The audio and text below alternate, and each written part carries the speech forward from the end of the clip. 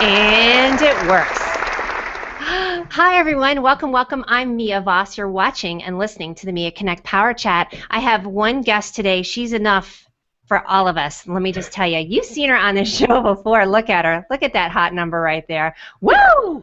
And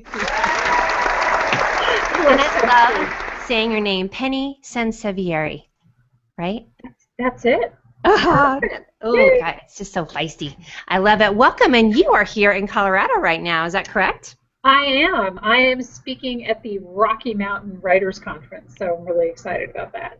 Excellent. And what is their main theme here for the writers? Is there any kind of any niche for the writers, or is it just writers in general? Fiction is a big thing, which is great. And it's funny because on the bus from the airport, the whole bus was full of romance fiction authors, you know, so we talked the entire way, which of course it's great fun to connect with people like that. You never know who you're going to meet on a bus, I'll tell you. Right, and especially when they're in the same industry, but everybody probably has something different to add into. Yeah, absolutely. So I love doing speaking. So the traveling is always, you know, not as glamorous as it used to be, but it's but I love doing the speaking stuff. Oh, girlfriend, traveling, I think that is a myth that people don't realize unless you've done the traveling. It gets old after about 1.5 trips. Yeah. Not even 2. It does. But yeah, 1.5, because you're on the way back from the second one and you're stuck in some airport and you're like, oh, good Christ on a cracker, right? It's a mess. It is a mess. And it is very, you know, it just is. And I was in Belgium in August. Yes. And that trip, you know, from start to finish, coming home, it's 24 hours. So I'm, you know, 24 hours on the road, and you think, this is really hard. I really, you know what I want? I really want, my wish list for today is I want a private jet. Put it out there, sister. Right. I mean, I don't even have to own it. If somebody out there is willing to give me some flight time. That's what I was just going to tell you. Here's the cooler thing. Let's all put it out there on our little wish list. I don't want to pay for the gas. I just want a really good friend who's like, yeah, go ahead and take it. I'm too busy in Aspen this weekend. Okay. Right. Right, exactly. Right. I don't know what the problem is. Anybody out there, let us know. Hey, real quick, we're going to get to some comments because our girl, Denise Wakeman, how much do we love her? I need to get I need to get a sound out for this is for Denise. Because we love her. She says, say hello to Frances Caballo, because she's going to be at the conference, by the way.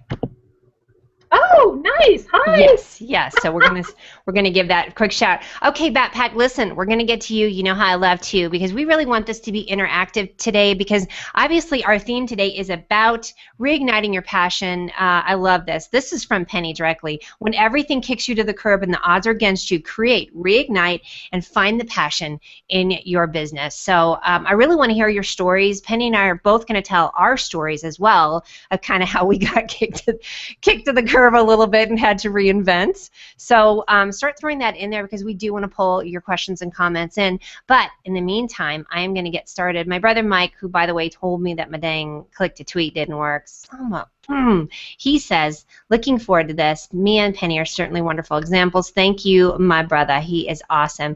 David Henry Pipe. Yes, he's up here in this mug. Let's see. He says he's hi from Sussex. He's up in here. Oh, Mick Sharpe. I need to give him a shout out. Coffee, check. Headphones, check. He's ready to hashtag get his learn on. And listen, you guys, I wanted to give Mick a shout out. If you don't follow Mick and his Friday favorites, something's wrong with you, because it's so good. And Mick, I apologize. I feel badly because I was really like Pavlov's dogs. It's like 6:30 my time. Like, where is my Friday favorites post? So I feel badly. I put a little pressure on him. And you guys, if you haven't seen it, it's literally just this overview. He curates a bunch of different hangouts during the week and then lets us know what we're supposed to watch. Hey.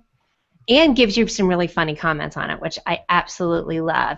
A couple other comments. We have English. I haven't seen her in a while, so I'm excited. She says, as Harry Chapin sings, the new job's a hassle and the kids are the flu, but it's sure nice talking to you. She's missed keeping up with the Bat Crazy goodness, but the new job and back to school days really do have her super duper busy. Hope up to catch up soon. Hashtag cats in the cradle. So welcome back, English. It's great to see you. One of my favorites is not here today, but he's at Betty's sister's wedding up over in Milan. So hi, Nazim. Love you, brother. Here's an exciting one. Heather, sorry, dear one, but I'll be missing this as I will be on the road to, wait for it, Denver. I'm going to get a hit off the Heather Kraafter bong this weekend live. I can't even take it. It's going to be good. And Debi Davis is serving her up to me, so it's going to be awesome. Another Denverite, Yvonne Devita. Google Plus doesn't have a hell yes button, but that's how I feel about this coming HOA. So hell yes, she's in the audience, and I bet she's sitting next. Yes, she's sitting next to Tom Collins. Do you know her, by the way, Penny? I do. Yvonne? That's what I thought. I do. I adore Yvonne. I met her years ago at a Blog Her event, and we've been BFFs ever since. She is an amazing quality human. She and Tom are both awesome. Well, then you add in that it's BlogPaws and it's animals, and how can we not have a ginormous crush on that? Right? I know. I love going to BlogPaws, and Cosmo loves going to BlogPaws because he's such the rock star there. So I need to change it. I bet, and if you guys haven't seen it, go to Penny's website, which is, tell me your website again real quick. amarketingexpert.com. Because under the About section, isn't there a picture of you-know-who, of Mr. Cosmo? There is a picture of Cosmo. Cosmo the Amazing, yes. He is something on a stick, just so you know. I got to tell you, he's the cute. What is he again? He's a Shih Tzu. Shih Tzu. Yeah. Oh, Shih Tzu. He's a Shih Tzu. He's got a lot of personality. And really quick, I have to tell you, I'm planning this trip up to Carmel, and I thought, oh, you know what? I want to stay in Doris Day's hotel, which is the Cypress Inn. Right. And they're super dog friendly, right? So the concierge already emailed me and asked me if Cosmo had any special requests. I'm like, really? He always has special requests. Could you imagine being a doggy concierge? Wouldn't that be amazing? What a life that would be. And then you get the email back with the dog paw on it, like, and this is what I need, dog paw. That's signed Cosmo. He needs one of those lists like the celebrities do, right? Yes, I would like back scratches all day. Things that make my back leg go like this. Anything that does that. I know, he would just love that. Post that link and when we're done, too, so people can give them a little like. Let's always show our support, even if it's not local. They're a local business for somebody, right? They're a local business, yeah. They're a local business for somebody, and they are supremely dog friendly, and we love that. So. Oh man, yeah, you had us at dog friendly. Bob Voss would like cat friendly as well, but he'll take that one too. Just a few more comments. Hi, Charles Dunkley. Thank you for the invite. This looks to be another great show. He loves anything to do with the writing and publishing world, which, as you guys know, if you read the info about Penny, that is what her world is in. But this show is going to be industry agnostic, as I made up the other day. I thought that was kind of fun. So everything we're talking about is in businesses that has to do with any kind of business. A few more, if you don't mind. Oh, I love this gal. Barbara Sherry Rose, thank you for the invite. She's releasing the Complete Guide to Your Soulmate Relationship book on December 2nd, so the timing of the show is perfect. She's really looking forward to it. Sending me hugs and best wishes. So thank you, sweetheart. And then check out Candy. She's all the way over in Japan. She loves her business, and she's so passionate about it. This topic is for me. That's a capital M, too. I like that. So thanks for the invite. And this finally one, this is going to launch us, Penny, into our conversation. If you're not passionate about your business, then you will never compete against anyone who is passionate. Boom. Right? Can you hear me okay? It's very true. It's really true. Great. It's very true. It truly is. And then a couple more shout-outs. It looks like Robert Caruso's in the audience. You guys know I've got my show up over here with the comments. And Ray Hiltz. Oh, big boy crush on him. Faux reels. And Leila Martin, you probably know her too. She's another dog lover. So she says, Penny is a dog lover. I like her even more now. So we had us at dog lover. So listen, let's launch into it. What was a phrase you told me this week I loved? You're like, we're going to open the kimono.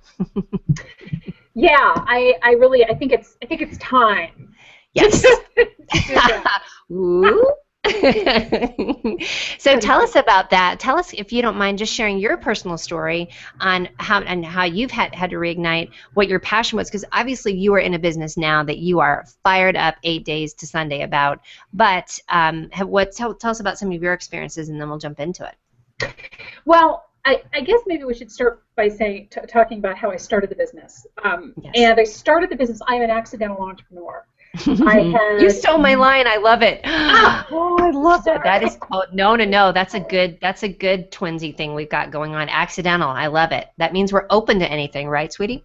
Right. That means we're open to anything. And I did absolutely everything wrong. I had no business plan. I had no financing. I had no money. I had gotten laid off twice in 1 year. The first time when they let the CEO go and they let a bunch of the people sort of supported him go. Then I went to another company and the company got sold. So I remember just sitting in my apartment at the time, 14 years ago, and thinking, I'm such a loser. Because twice in 1 year, you kind of sort of own that, right? You're taking it personally at that point, you start right? to take it personally.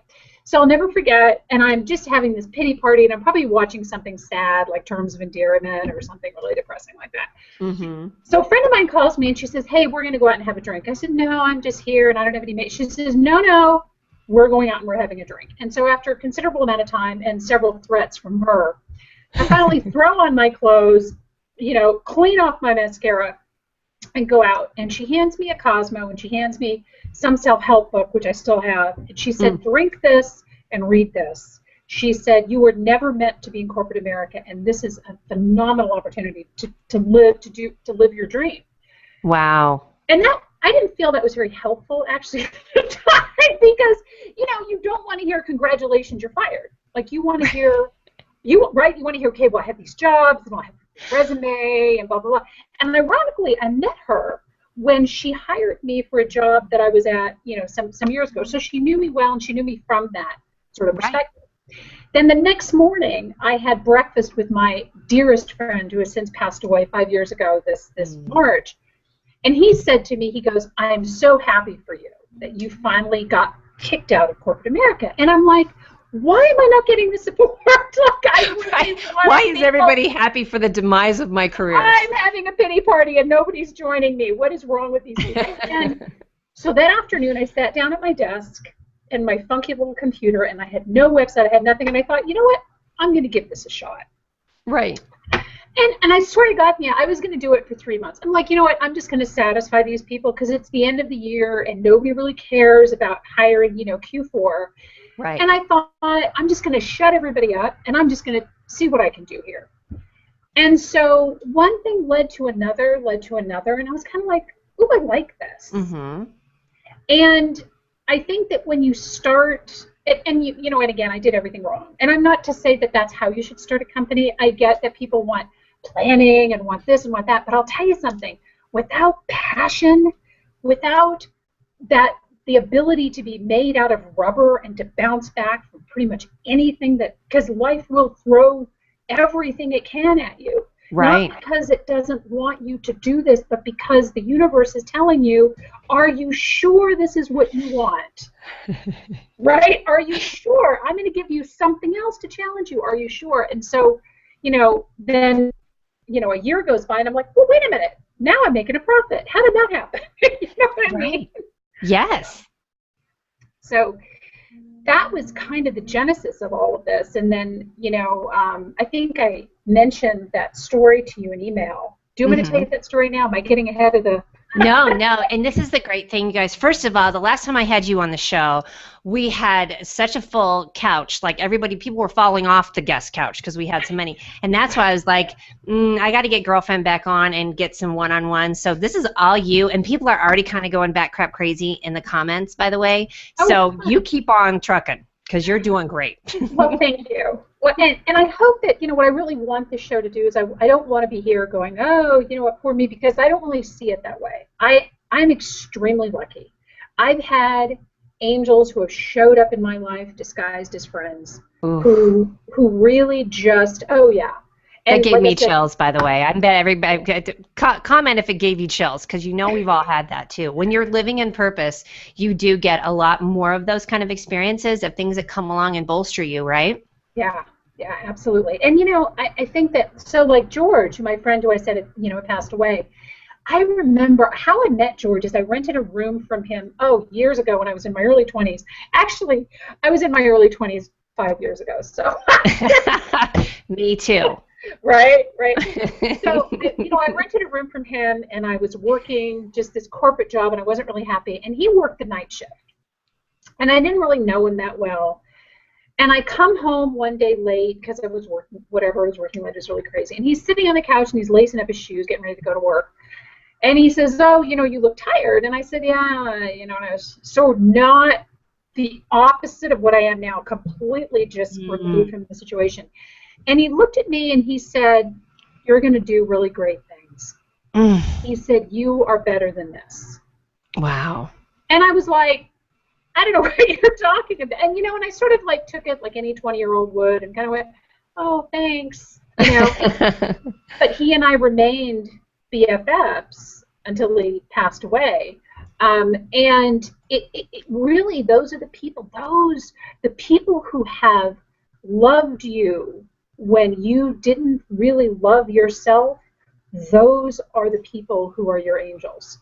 I wish you guys could see me because it's just Penny and I. We don't have the film strip, and I'm over here when you can't see me, just nodding away. And I know we're getting on a spiritual thing, but think about what an angel he is now that he's without boundaries.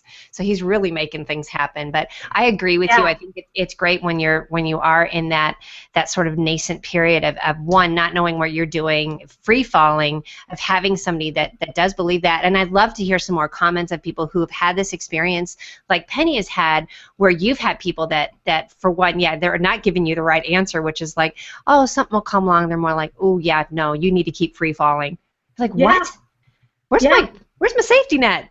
Yeah, and the fallacy really, Mia, is that corporate America is a safety net. And I think we all sort of know that that's not true, but a lot of people still feel like that corporate provides this sort of safety. And it's not to say that that's not a great path for some. But that's right. For me, I really realized that I'm a control freak, and I want to control my destiny, and I want to control as much as I can. Because the minute that we think we control everything, something comes along that that's called the bitch. No, you're not so much in control. But and I remember that. So years ago, I was given I got this contract, this major publishing house contract for red hot internet publicity. And they were super excited about it. My agent was super excited about it, and it was a great deal, and I was so happy. So I booked a flight. So we were going to have a big publisher meeting, right? So I booked this flight from San Diego to New York, and this is like, and every time that you think you've arrived, like, I've arrived, right? Like, you think, I've arrived. This is awesome. So I'm sitting on the plane, and I'm just enjoying being me, right? One of those moments, right? And all of a sudden, I get an email from my agent, and she says, "You need to call me right away." So now we're taxiing, and I'm sort of hunkered down because you're not supposed at that time. You're not supposed to use phones. Right. So I call her. You were like soaking in your awesomeness, and then you get all right. Right. I'm soaking in my awesomeness, and she says, "Listen, the publisher pulled the deal. There's no need to come to New York." And the plane takes off. Right. And I laugh at this now, Mia, but at the time I was just like, I would have been like bartender, not even stewardess or the waitstaff, bartender. Just roll the entire bar and just sit it next to me. Girlfriend. Oh yeah, and it was 8 o'clock in the morning, and the plane takes off, and I think I probably cried the entire flight. Oh, sweetie. Yeah. Oh yeah. So I get and to then the how hotel. do you? I was gonna say, how do you bounce back from that, right? Oh right. Well, I get to the hotel, and I email Paula, who's at the time had worked for me forever, and she's still with me. God love her, so patient. And I emailed Paula, and I'm just like, you know what? I'm done. I'm just done. I'm done with everything. I'm done with this industry. I'm done. And I was really serious. I was just like, you know what? Just ungrateful. People are just ungrateful. And I was so upset because I had anchored so much to that one moment, and I had put so much of my here's how, my own power kind of in that, signing that contract. So then I get an email, and I'm checking my email, and I'm just like, I hate everything. One of those months, like, I hate everything. So I'm checking my email, and I get a letter from this woman. Blew me away. I swear to God, I hope I can tell the story without like tearing up, because it was like one of those, oh my God moments. So I get a letter from this woman, and she says, I attended one of your How to Get Published classes 5 years ago. And she said, I didn't do a lot with it at the time, but last year we decided to publish my husband's recipes. And they were in a cookbook, and he had these secret barbecue recipes that he never shared with his family, and he finally decided to do it. So they put it in this cookbook, and they gave it away to the family for Christmas. Right. And then I guess in January, they found out that he had an inoperable brain tumor. Oh. And he died 3 months later. Oh. And she said that book has now turned into this most amazing legacy. And she said, if I hadn't taken your class, we probably never would have done that and never sort of honored him in that way that he so enjoyed, right? Ooh, girlfriend. Yeah. Wow. And I read that and I thought, I'm such an ass. I'm sorry, can I say that on your show? Oh, yeah. Hey, guys, what do you think? Can Penny say that on my show? I'm sorry. Mm-hmm. No, go ahead, honey. Seriously, I thought that and I thought, right? Uh-huh. Well, and that's the thing too, and I might steal your thunder on this, but you don't know if you're not living in purpose again, or or keeping that passion, or when you do have the passion for it, then you could be gypping somebody.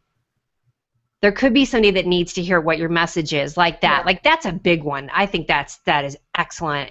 Just that. I mean, talk about like you're getting the big nod from the universe of like, yeah, you're doing the right thing. And had you lived in fear, and there's a couple comments on this too, Penny, about that. Had you lived in fear, or had you not kind of gone for it, there somebody was missing out. Yeah, and it was. It was a real defining moment for me, because you really realize that we tend to put a lot of our value in affirmations, not affirmations, but we tend to put a lot of our value in other things that we don't really control. Mm-hmm. We put a lot of our value like in this publishing contract, or put a lot of value in, I want to get this movie deal for my book, or I want to, and what I realized is that value is not when you start to do that, God or the universe or whatever you believe in says, oh, guess what? I'm going to show you that that's actually not true. That and I'm going to pull the rug out from under you in a way. And that was actually one of the best things that's ever happened to me. I love it.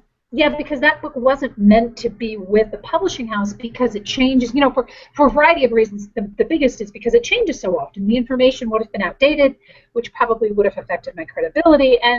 But at the time, I just thought, woohoo! Right? You didn't know that. I love to use a phrase. There's just like a story that goes behind it. It's listen to the whisper or get hit with the brick. Right? I mean, there's definitely, and we do have a comment here that's really funny. My girl, Krystalle, hi, honey, she's so adorable. She says, where is it? Basically, she said, ass is mild on Mia's show, by the way, so not to worry with the one phrase. Here's a couple of other comments that go in line with what you're saying. Our girl, Leila, is saying, when I stop trying to force things, that's when the angels come. That's definitely... and we don't want to alienate anybody with that kind of comment that this is all about spiritual, but it is. In my world, and anybody that comes on my show, we pretty much live in that kind of like, because the passion does come from kind of being spiritually aligned with what you're supposed to do, no matter who it is you worship, right? Right, exactly. And I'm not, I'm not seeing God in my Wheaties in the morning, but I mean, I think that you do have, I've had that, by the way. I've tell you what. Got on a French fry, got on my Wheaties. Great pitches. Yes, I saw God in my Wheaties. Wow, that's great. I don't know what he was doing there, but okay. Thanks. Right. But you know what? Let's use this. The God in the Wheaties thing is in circumstances like your friend George coming to you and saying, hey, I think, and different people coming to you. You get these kind of angelic moments. You may not hear the angel choir and the light shining down on you, but I think we've all had these pinnacle moments when you're like, wow, this is big. I need to switch gears. And get busy living on that one too. There's a couple other really great comments too, sweetie. This one I love. This is from Leni. Oh, hi, girlfriend. She says, can following all the planning and all the rules kill the passion, stifle momentum, strangle the voice? Obviously, you have to do some serious planning and organizing, but how to find the balance? I agreed on that one, because I think what you're saying is what you did, and jump in on this, is that you agree you didn't do it the right way, but then you can get that balance. Like, have a little bit more planning, but still go with that. Like, nail down that mission statement. I'm guessing, right? Because I know that's what I did. Yeah, you want to nail down that mission statement. I think it's important. I mean, I think you. At some point, passion creates sort of its own direction, when you follow. And I was very fortunate to be able to follow my heart through a lot of what I really wanted to do. Right. But I will tell you that the big differentiating factor for me, the really big ticket that made it all possible, is that I was always very grateful. And I had this weird, I wasn't actually tried to do, but I was kind of always raised that way. And people say, you know, you have to have a gratitude journal and you have to be, and I get that. I actually don't have a gratitude journal, but I do. I'm sort of predisposed to that. Are you just sitting in gratitude all day? Because I kind of love wearing that mantle. Just everything is a little bit of a gratitude journal, just because you're constantly thanking. Oh, thank you for that seat. Thank you for that parking spot. Thank you for this person who made this comment. I mean, I think that's a great way to be. Well, and I think that when you look at that, when you have that mindset, or when you try to adopt that mindset, instead of everything becoming like the world against you, because a lot of times I see that, especially in publishing, is like everything is against me, everybody hates me, and no, you're not going to be successful because guess I'll go eat worms. That attitude is a brick wall. That attitude is a brick wall between you and everything that you want. Oof. But when you look at things like, you know, I'm really grateful. I'm so lucky that I have my life and my business and my house and my amazing dog, and the people that I'm connected with, like yourself and Denise Wakeman and all of these amazing women, and just the things that sort of come, and things come to you when they're supposed to come to you. I believe that. You know, when I agree. This isn't like I don't spend my day talking about angels or spirituality or anything like that. It either becomes part of who you are, or you spend your time being just negative. And I don't want to. That's a bad outfit, isn't it? Oh, yeah. Negative. Yeah. It's a bad look. Negativity doesn't look good on anybody. It doesn't at all, which I love. And I wanted to go back to that real quick on that point about when we were saying about the mission statement. Then it comes, I mean, honestly, for me, when I created the Mia Connect in 2000, I think it was 2011, I had a mission statement of connecting you to the people and businesses you need to know in Denver and beyond. Guess what? It took me 3 years to figure out, well, how's that going to look and smell, right? And you know, and it's in the form of the show, which is fantastic. So it really did take me a while to get that. So I kind of had to stay in purpose and talk about having a couple false starts, because everybody knows, or a lot of people know, this started off as a radio show, but it was like a women's radio network. I'm like, ooh, that's not me either, because I'm unisex. So I had to kick that to the curb, and then once I did that, and then sort of do the free falling of like, oh great, now you just kick this free opportunity to the curb. What's next? And once I opened that window and the door and whatever else, that's when I found out about Google Hangouts. I went, that's it. Yeah, you know? but see, you really hit on something that I think a lot of people overlook, and that is none of us really likes change. You know, it's always very, very, very fearful. But I think that when you are completely closed, when you are so focused on this is how it needs to be, you miss, like if you had been that way, you would have missed all of these other opportunities. Girlfriend. But it is not always comfortable, and I can tell from the comments, a lot of us have been in that super uncomfortable spot. And, you know, and that back to the comment from before, that is a balance, though. And I know you agree on that it's definitely a balance of, yes, I mean, you can't just expect that the opportunity is going to come to your door. You need to make this plan. My girl Debi Davis did a show yesterday with the Plus Your Business Academy, and I just love all of her organization and a lot of her. So everybody go pay attention to Debi Davis, because I do. But it's definitely, you've got to have a plan. So if your plan is, okay, I want to get this many people to look at my book or whatever, you need to go out there. You need to have I call it a strategic plan, I call it. But then again, you have to balance it out too, because if you fill it with too much, you are going to miss the stuff you're supposed to be listening to and looking for. That's my rant. Throws down the mic. Yeah. I'm sticking to it. Well, but you are absolutely true. And you know, the thing about for those of us who are creatives, so all of the authors and the publishers and any of you creative people out there, it is I started out doing, this is kind of so I wanted to teach about publishing, right? So I went to the Learning Annex at the time, and I taught publishing classes. And then publishing classes morphed into my first book. And then the first book morphed into other things. And then I got asked, to teach for NYU, which I was really blown away about. I was like, wow, really? You want me? Oh, that's awesome. Yeah, it was one of those things where, how when somebody, like George Clooney walks up to you at a party and he starts talking to you like, oh, you must be talking to the hot chick behind me. You're talking to me. Oh, you're doing that. Who's he talking to? I like how you said when George Clooney walks up to us because we're all waiting. Oh, well, because that's going to happen, right? I mean, that's good. All right, that's like George Clooney in the private plane. I'm sure that's going to happen. Yeah, but that's on the list now. Yeah, it's on the list, But I think that when you're really just open to, this is not working. I don't know why this is not working, as opposed to this isn't working. Maybe there's something else I'm not seeing here, or maybe I'm being pushed into a different direction.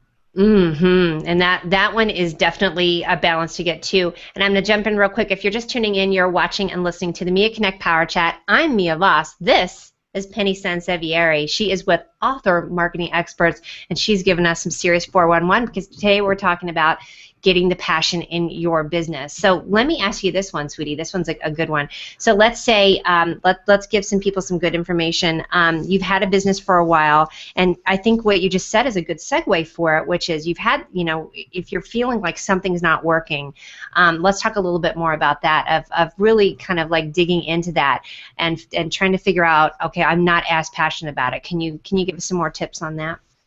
Yeah, I mean, I think that, I've had days, and I have a friend of mine who has been in business for a number of years, and she's getting ready to close her doors. And I had a call with her. I had, what we all sort of refer to as a come to Jesus call. I had a call with her last week, and I said, what are you doing? You're so talented. Why are you doing this?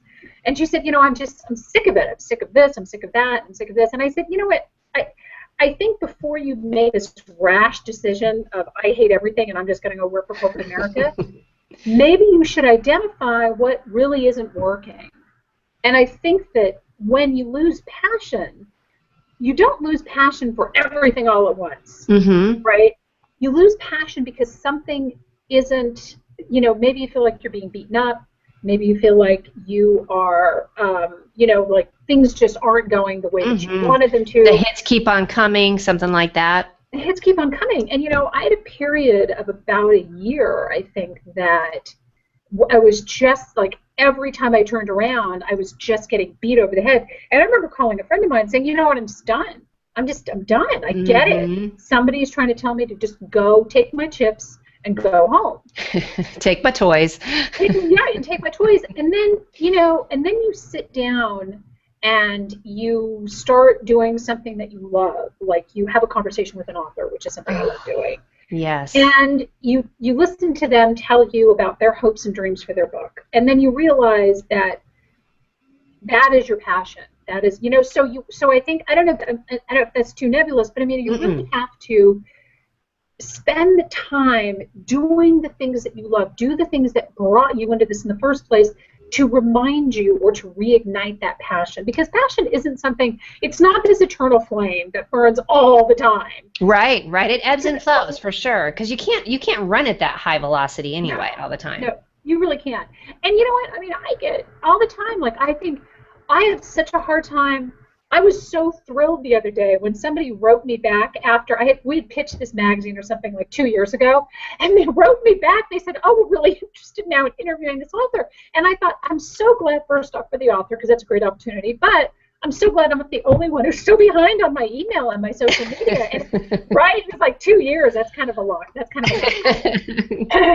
So you sort of realize that part of the reason why I wanted to do the show is that I've oftentimes had people come up to me at events and go, you've just got it together, and this is just so great, and this business is so great. It's all great. It's really wonderful. Have I got it together? I don't really know. I don't know that anybody has it together. I think that it's just about staying, you have to keep that focus and really remember what you fell in love with in the first place.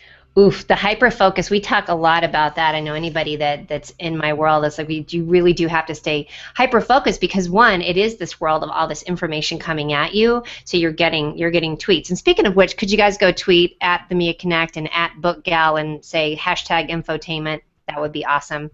we would like you for that. But you're getting all this information, you're getting all these articles and things, and so you can get like Squirrel all the time and new ideas, especially for people. I know we're in the same mindset of, you know, really exciting ideas, which, by the way, the garbage man is here in case anybody can't hear that. So if it's not Bob Voss, it's some kind of cray-cray going on up in my neighborhood. So, you know, pick up my garbage. But you know what I mean? You get all these things that are coming at you. So when you do stay hyper-focused and you kind of have that list, and honestly, I love Evernote for that. And Mike Allton will be very happy to hear that because he posted about Evernote today and said it hurts his feelings when people don't use Evernote. Oh, I love Evernote. I love Evernote, Mike. Yeah, so your feelings shall not be hurt by that. But I mean, if anything, of just, if you can do a pros and cons list, a really simple, like, things that suck, things that don't suck. I mean, and get to that. And you and I talked about this in the green room, sweetie. We were speaking about, you know, it's been 5 years that since I got my ass handed to me, I'll use the word, when everything kind of went down with the economy, especially in my construction industry, and I had to reinvent, hence why we're sitting here today. Hey. And my other businesses come back, so clearly I'm busy. But, you know, I think that it's been about 5 or 6 years since things really got tough. And so a lot of people did start new businesses, but don't you feel like there might be a little bit of weariness or a little bit of ennui now of, like, the big push? So I think this is a time why people do need to get reignited a little bit about what they got passionate for when they had to change things 5 years ago. Yeah, I completely agree. And I think that, you know, this is one of the things we talked about, too, was this is the new normal. And the new normal kind of sucks sometimes, right? I mean, let's face it, yes. Right? But I will tell you that, in my opinion, the biggest killer of pretty much, you know, whether it's book success or business success or whatever, is blame. Ooh, killer is blame. Blame. Blame, and not, you know, a couple examples. Well, I mean, you know, my book wasn't successful. I blame Amazon. There it is. I blame something. Blame. And I deal with this a lot, you know, and sometimes, like, I have some authors that we've worked with through multiple books that I can have super candid conversations with. And I had a conversation with one of our authors who is wildly brilliant fiction author, amazing. But, you know, does love to kind of whine and get on the whole blame game thing. And I'm like, you know what? I'll tell you something. That's going to be your downfall. The opportunity is there. But the thing that is keeping you from that opportunity is the fact that you want to just blame everything. And blame doesn't get you anything. It really doesn't. You know, sometimes people don't perform. Sometimes things do happen, and I get that. But the thing that really changed for me was when I just stopped saying it's their fault, it's this fault. Because what that does is it's not an empowering position for you to be in, and it's also not productive. You know, it's funny. Don't you guys love how the universe does bring you themes of different things? Like you'll get on the authenticity kick, and then you'll see 50 posts from people about that. And I feel like that blame thing. I feel like I've seen a couple of things in the last week of that, especially for entrepreneurs, of like quit your belly aching, kind of quit your bitch and take stock of what is going on, what is within your control, because it is kind of cool to stop blaming and take back some power. You're kind of doing that. And I will tell you that when I talk to new authors, that for me is a deal breaker. When I get an author on the phone who does nothing but blame, so I use this other PR company and they really sucked, and that's why my book isn't successful, or my publisher hates me, or whatever that is, I'm like, ooh, that to me is a warning sign, because it's called the head tilt, and not in a good way, and you're like, yeah, and that tells me that they are never, because, you know, we want to work with people who are actively engaged in their own success, not spending all their time defeating it. Yes. And when you blame and when you just, it's their fault, you're not doing any internal work saying, maybe this book could be better. Maybe I did need an editor beyond, you know, my cat looking at the book. I mean, I'm not kidding. I self-edited this. That made me snort. Right, that's like I did my own editing on this book. Did you really? I can't edit my own emails. What? I can't draw myself or edit myself out of a paper bag, right? Oh my God, I could never do that. So, you know, I think that when you stop, and for a lot of people, because of what's happened in the economy and everything, Mm-hmm. you know, sort of crazy and everything just sucks. And a lot of people buy into that. And it becomes the robe that they wear is, it's not my fault. Everybody else is to blame. I would be wildly successful. And that, to me, doesn't get you anywhere. It certainly won't get you on a bestseller list.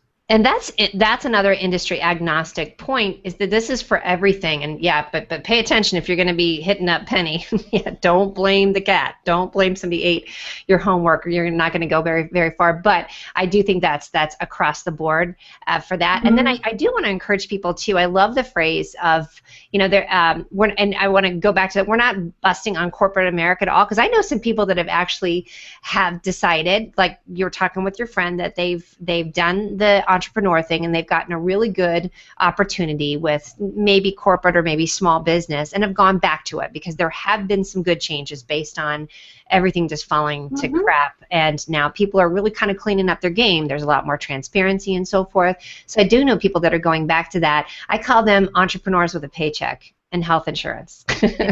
Yeah.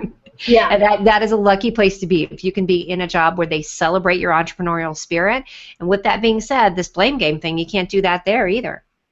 No, you can't do that there either. And no matter where you are, and again, you know, you're right. I mean, I do have people who I have a good friend of mine who was out of work and over 60 and found a job, and she's so happy, and God love her. Yeah, right? Good for her, right? Yeah, and she rocks in corporate America. She loves it. And I think that we have to know, you also have to sort of know your limitations. And I want to just say, because I know we're sort of getting to the end of the show, if everybody listening can do one thing, go out and thank somebody who helped you.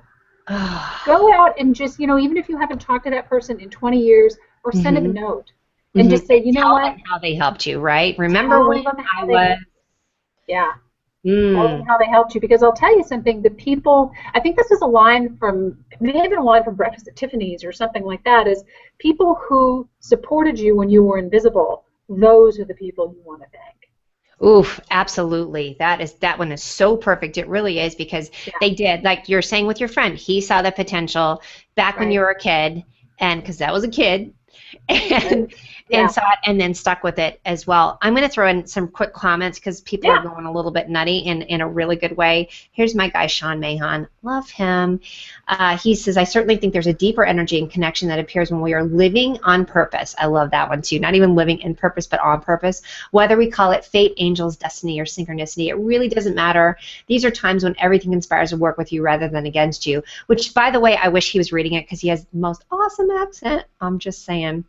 He is the bomb. Here's Krystalle again, honey. I love it when people say the perfect thing at random times that almost seem inappropriate, the people who love you, especially when you didn't love yourself. Those people are your angels. Right on.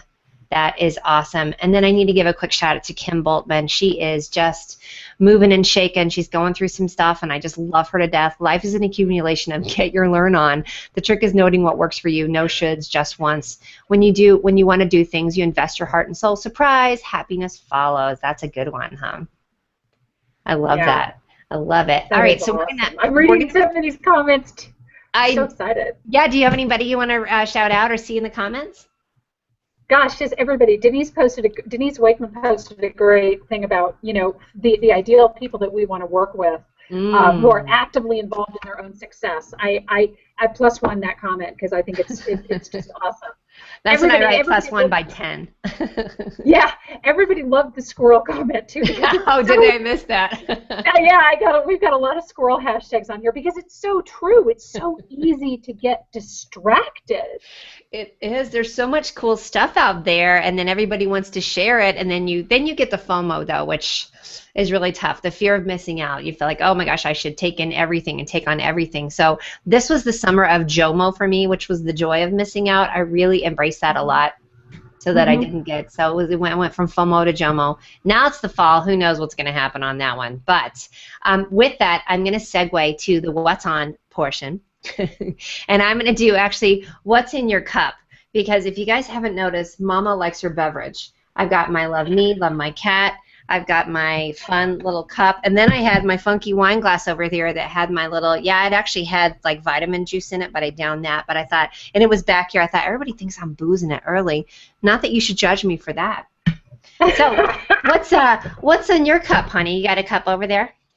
I have a cup over here. I am not cheating on Starbucks. I love Starbucks very much, but Caribou is right across the street. So I got some Caribou. I think that's a local company, by the way, Caribou Coffee. So company. Yeah, give them a shout out. So yeah, you know what? Go. Speaking of supporting local, so listen, we're gonna go to Bat Crap Crazy, sweetie. So I want to do Bat Crap Crazy and call to action from you. So tell me about your Bat Crap Crazy, and you can do two. We got time. Can I do two? Okay, I am bat crap crazy about the girls that I work with at Author Marketing Experts who are amazing, and I almost get like choked up when I talk about them because they are just, they are incredible humans. So that's awesome. Yeah, they really are, and nobody's an island. You need really, really good people, and they are amazing. So I love them, and our authors love them, and they are just awesome. And second, I want to give a shout out to Cosmo. Is that weird that I'm talking about my No! Listen, you're at an audience where they're celebrating Bob Voss, so you're really in good company. And guys, I'm going to turn the pictures on so Penny can post a picture of him because he's so friggin' cute. He's ridiculous. I know, he's sort of ridiculous. He stays with this woman, we call him his Auntie Diane. Yes. She takes the dog, she looks after dogs, she takes them to the beach every day. In my next life, I want to come back as Cosmo. In my next life, I want to come back as my pets. Can I just segue to my Bat Crap Crazy because it's in line with that? So last week, Greg and I went to Illinois to see new grandbaby P. By the way, grandbaby Piper. Shout out to our little baby girl. Which I got the cold again from grandbaby P, but I don't care. I'm taking the cold and running with it as long as I got to smooch up on her, so it was awesome. But there was a little bit of strife about getting pet care, so it really does take a village, you guys, because Maggie the Beagle went to aunties, so I have an auntie, a dog auntie as well. I was getting pictures of the dog, and then Debi Davis, Hillary Horan, and Rachel all came over to care for the cats because Bob, as we know, is not doing very well. And so Debbie, I'm getting tweets and pictures and Instagrams from Debi Davis of her and Bob doing selfies.